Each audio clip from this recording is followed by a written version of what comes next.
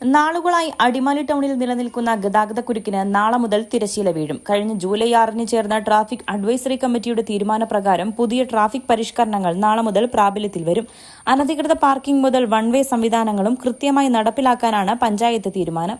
പട്ടണത്തിൽ വലിയ രീതിയിലുള്ള ഗതാഗതക്കുരുക്ക് അനുഭവപ്പെടുന്നുണ്ടെന്ന് മനസ്സിലാക്കിയതിന്റെ അടിസ്ഥാനത്തിൽ ഗ്രാമപഞ്ചായത്തിന്റെ നേതൃത്വത്തിൽ വിവിധ ട്രേഡ് യൂണിയനുകൾ, അതുപോലെ തന്നെ പോലീസ്, RTO ഉദ്യോഗസ്ഥർ, മർച്ചന്റ് അസോസിയേഷൻ, ഓട്ടോറിക്ഷ തൊഴിലാളികൾ അടക്കമുള്ള ആളുകളെ ചേർത്ത് വെച്ച് ഒരു ട്രാഫിക് കമ്മിറ്റി ഈ കഴിഞ്ഞ ദിവസം ഇവിടെ ചേരുകയുണ്ടായി. അതിൻ്റെ അടിസ്ഥാനത്തിൽ നമ്മൾ 13ഓളം തീരുമാനങ്ങൾ എടുത്തിട്ടുണ്ട്. അത് ഈ 15-ാം തീയതി തന്നെ പ്രാബല്യത്തിൽ വരുത്താനാണ് ഉദ്ദേശിക്കുന്നത്. തീരുമാനങ്ങളുമായി ഇവിടെ എത്തിച്ചേരുന്ന ഈ പട്ടണവുമായി ബന്ധപ്പെടുന്ന എല്ലാവരും പൂർണ്ണമായും സഹകരിക്കണമെന്ന് ഗ്രാമപഞ്ചായത്തിന് വേണ്ടി അഭ്യർത്ഥിക്കുകയാണ്. താലൂക്ക് ആശുപത്രിക്ക് മുൻപിലും വശങ്ങളിലുമുള്ള വാഹനങ്ങളുടെ പാർക്കിംഗ്, അനധികൃത കച്ചവടം എന്നിവ അനുവദിക്കില്ല. മോട്ടോർ വെഹിക്കിൾ ഡിപ്പാർട്ട്മെന്റ് പിടിച്ചിട്ടിരിക്കുന്ന തുരുമ്പ് പിടിച്ച വാഹനങ്ങൾ റോഡിന്റെ വശങ്ങളിൽ നിന്നും നീക്കം ചെയ്യും.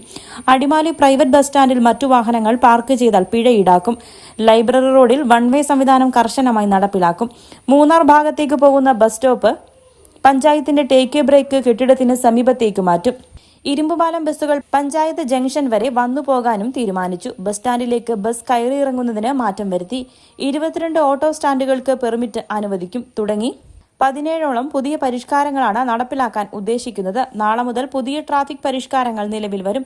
നിയമങ്ങൾ ലംഘിക്കുന്നവർക്കെതിരെ കർശന നടപടിയുണ്ടാകുമെന്നും പൊതുജനങ്ങൾ സഹകരിക്കണമെന്നും അടിമാലി ഗ്രാമപഞ്ചായത്ത് അറിയിച്ചു. കേരള 1 മലയാളം, ഇടുക്കി.